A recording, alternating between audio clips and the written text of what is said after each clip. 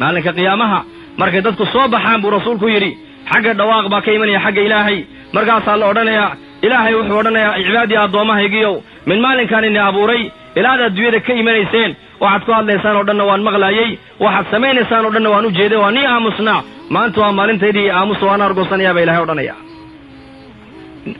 ayna aladiina akaluu risqii wacabaduu hayrii markaasuu ilaahay odhanayaa miyay kuwii arsaaqadayda cunaya keyrkayna caabudaayey kuwii dollarka caabudaya dollarka salaadu ku dhaafaysa mee ilaa cibaadadu sanab keliya ma ahine may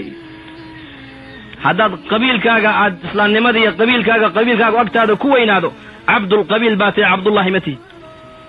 tacisa cabdu dinaari wadirham buu nebigu yidhi addoonka dinaarka iyo dirhamka caabudaya khasaaro hoogay buu rasuulku yidhi shahawaadkaaga haddaad caabuddo cabdu shahawaad baa tahay ka qabiilkiisa u ficiltamaya islaamnimadii daaqadda ka saaray ee qabiil ku bedishay kaasina waa cabdulqabiila weeyaan man badaa bihi camaluhu lam yusric bihi nasabuhu buu rasuulku yidhi ninka camalkiisu dib u dhiga maalinka qiyaamaha nasabku ka dhashay hore u dhigi maayaan buu rasuulku yidhi ha u ficiltami reetolka waxba kuu tari maayaan ifkanay wax kuu tarayn aakhira waxba kuu tarayaan ifkanay naafici weyda qabyaaladii oo ummaddeenni iyo dalkeennii baabiise ma aakhiray wax kuu tari markaas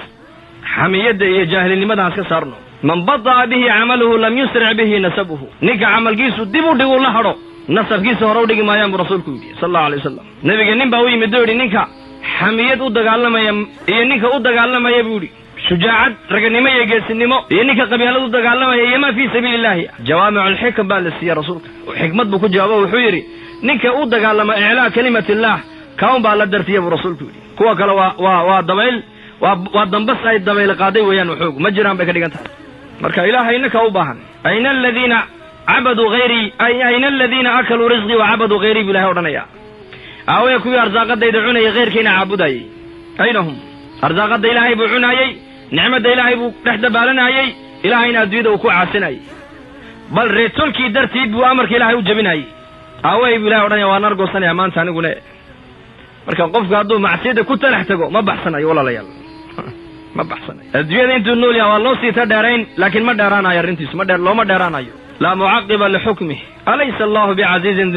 dintiqaam alaysa allahu biaxkami alxaakimiin alaysa allahu biaclama bima fii suduuri alcaalamiin